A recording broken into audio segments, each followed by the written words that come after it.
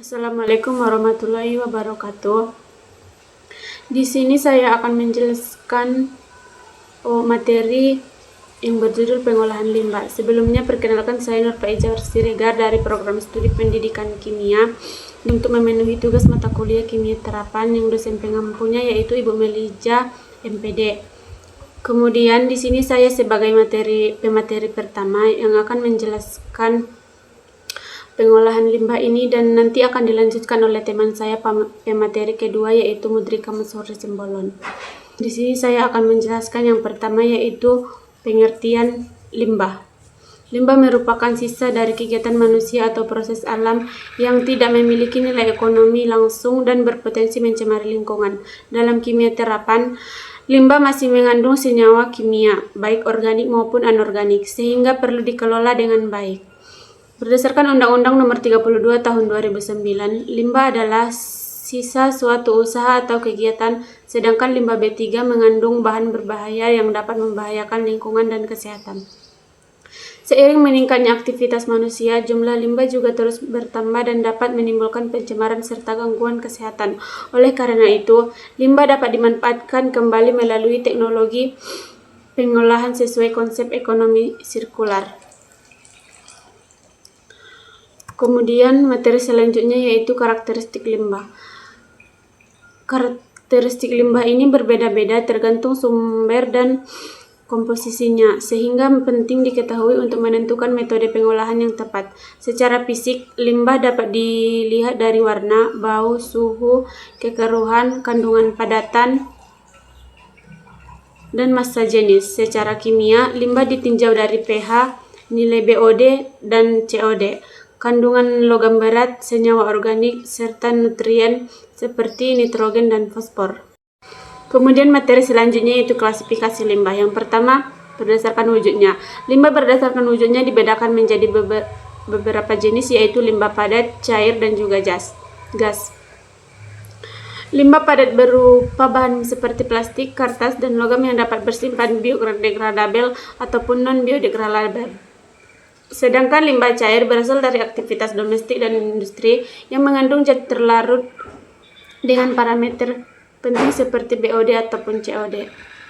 Sedangkan limbah gas dihasilkan dari industri dan transportasi berupa emisi seperti CO2, SO2, dan lain sebagainya.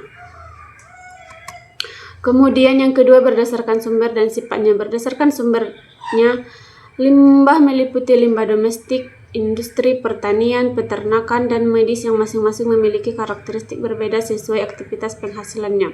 Sedangkan berdasarkan sifatnya, limbah dibedakan menjadi limbah organik yang mudah terurai dan dapat dimanfaatkan kembali, serta limbah anorganik yang sulit terurai dan umumnya dikelola melalui daur ulang. Kemudian yang ketiga yaitu limbah B3. Limbah B3 merupakan limbah berbahaya yang memiliki sifat seperti beracun, korosif, mudah terbakar, dan infeksius, sehingga memerlukan pengelolaan khusus agar tidak membahayakan lingkungan dan kesehatan manusia. Kemudian materi selanjutnya yaitu permasalahan limbah di Indonesia.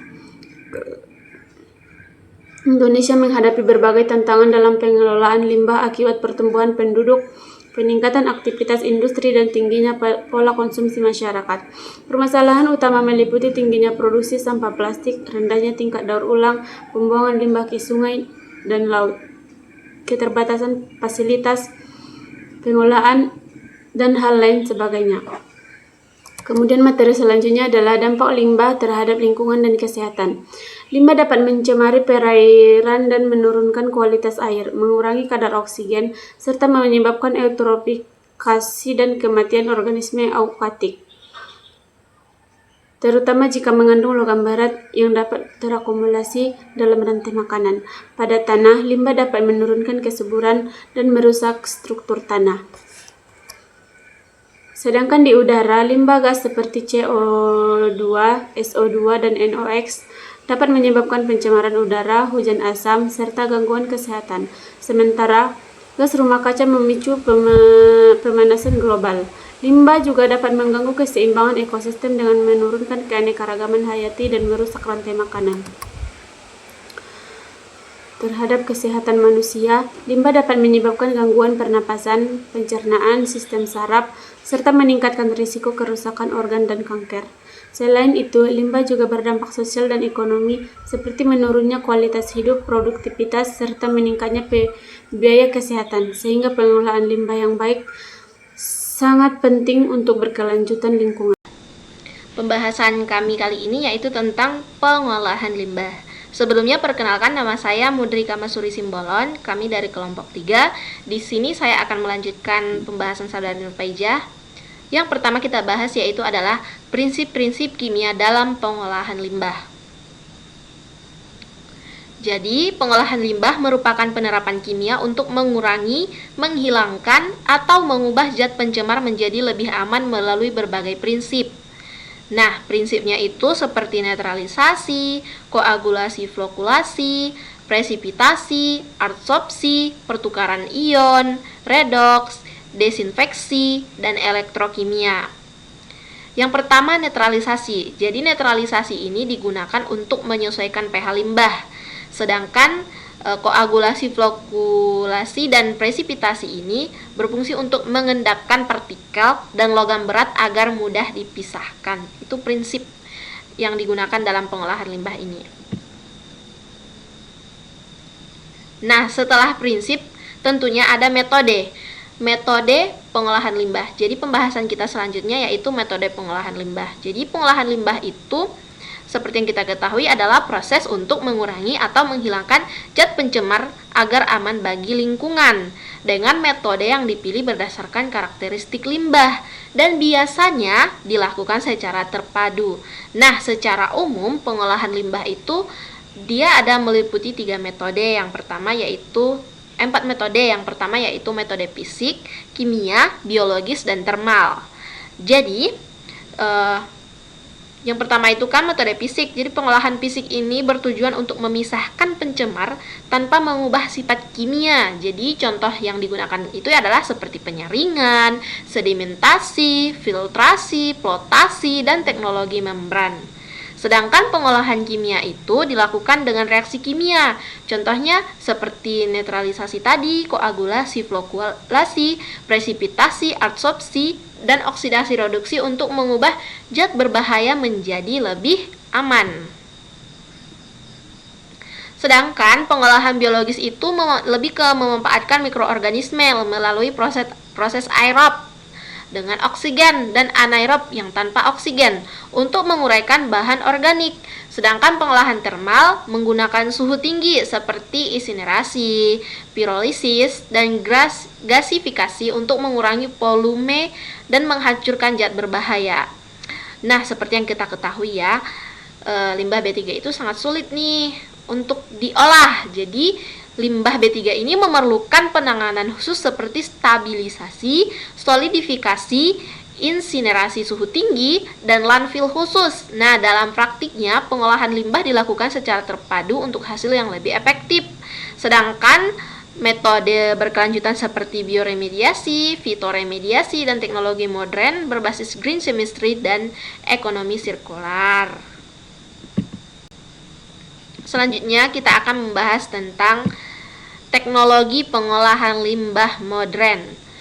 Seperti yang kita ketahui ya, zaman ini terus berkembang dan teknologi juga terus berkembang karena teknologi itu digunakan untuk membantu memudahkan aktivitas sehari-hari manusia. Jadi perkembangan teknologi ini telah mendorong inovasi pengolahan limbah yang lebih efisien, ramah lingkungan, dan mendukung konsep pembangunan berkelanjutan, ekonomi sirkular, serta kimia hijau. Jadi teknologi modern tidak hanya mengurangi pencemar, tetapi juga memanfaatkan limbah menjadi sumber daya bernilai seperti energi dan bahan baku.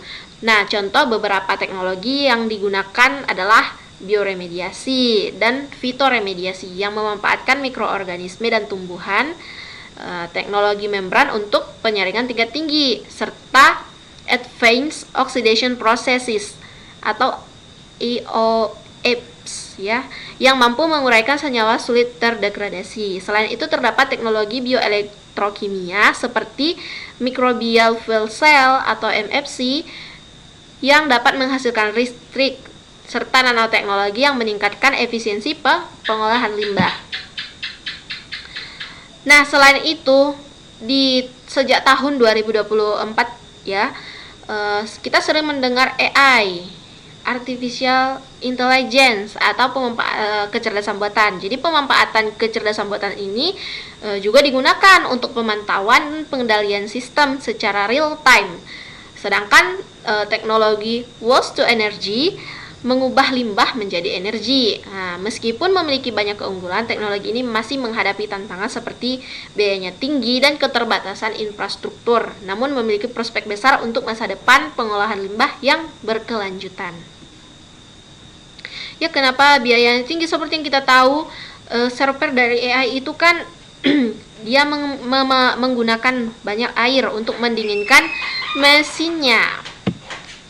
Nah, selanjutnya kita akan membahas tentang pemanfaatan limbah dalam konsep ekonomi sirkular. Nah, ekonomi sirkular itu merupakan konsep pengolahan limbah yang memandang limbah sebagai sumber daya yang masih memiliki nilai guna. Nah, berbeda dengan ekonomi linear yang bersifat ambil, buat, kemudian dibuang. Konsep ini menekankan prinsip reduce, reuse, recycle, dan recovery, serta repair untuk mengurangi limbah dan menjaga keberlanjutan sumber daya. Nah, contohnya limbah organik dapat dimanfaatkan menjadi kompos, biogas, dan pupuk cair, sedangkan limbah plastik dapat didaur ulang, dijadikan eco-brick, aspal plastik, atau diolah melalui pirolisis dan menjadi bahan bakar. Adapun limbah pertanian dapat dimanfaatkan menjadi biocare, briket, dan bahan baku industri. Sementara limbah industri dapat digunakan kembali seperti fly ash untuk bahan bangunan dan pemanfaatan energi panas. Nah, teknologi waste to energy juga menjadi bagian dari ekonomi sirkular dengan menggunakan limbah menjadi energi. Penerapan konsep ini memberikan manfaat lingkungan, ekonomi, dan sosial. Namun, masih menghadapi tantangan seperti rendahnya kesadaran masyarakat, keterbatasan teknologi, dan kurangnya dukungan infrastruktur sehingga diperlukan kerjasama berbagai pihak untuk mewujudkannya. Oke, jadi mungkin cukup sekian ya materi yang dapat kami sampaikan. Jadi di sini ada kesimpulannya. Di sini saya akan membacakannya, atau teman-teman mungkin bisa membacanya sendiri. Oke, jadi kesimpulannya apa? Kesimpulan dari materi kami pengolahan limbah ini adalah limbah merupakan sisa kegiatan manusia yang dapat berbentuk padat, cair, atau gas dan berpotensi mencemari lingkungan jika tidak dikelola dengan baik. Nah, limbah dibedakan menjadi anorganik, organik, dan B3 yang memerlukan penanganan khusus. Jadi dia beda-beda antara organik, anorganik, dan B3. Pengolahannya itu berbeda. Nah, limbah yang tidak diolah dapat mencemari air, tanah, dan udara serta berdampak pada kesehatan, sehingga perlu pengolahan melalui metode fisik, kimia, dan biologis. Akan tetapi, seperti yang kita ketahui, perkembangan teknologi ini telah menghadirkan metode modern seperti bioremediasi, fitoremediasi, teknologi membran, dan EOPS yang lebih efektif dan ramah lingkungan. Dan konsep ekonomi sirkular menjadi solusi penting karena mampu mengubah limbah menjadi sumber daya bernilai serta mendukung pembangunan yang berkelanjutan. Jadi cukup sekian ya penjelasan yang dapat kami sampaikan. Apabila ada kesalahan dalam pengucapan ataupun penyampaian atau mungkin dari sikap kami yang kurang, kami terlebih dahulu meminta maaf kepada kita semua. Bagi teman-teman yang ingin bertanya, kami sangat terbuka, atau mungkin yang memberikan saran, silahkan saudari ataupun saudara penonton menuliskannya di kolom komentar. Kami sangat menanti pertanyaan ataupun kritikan dari saudari semua.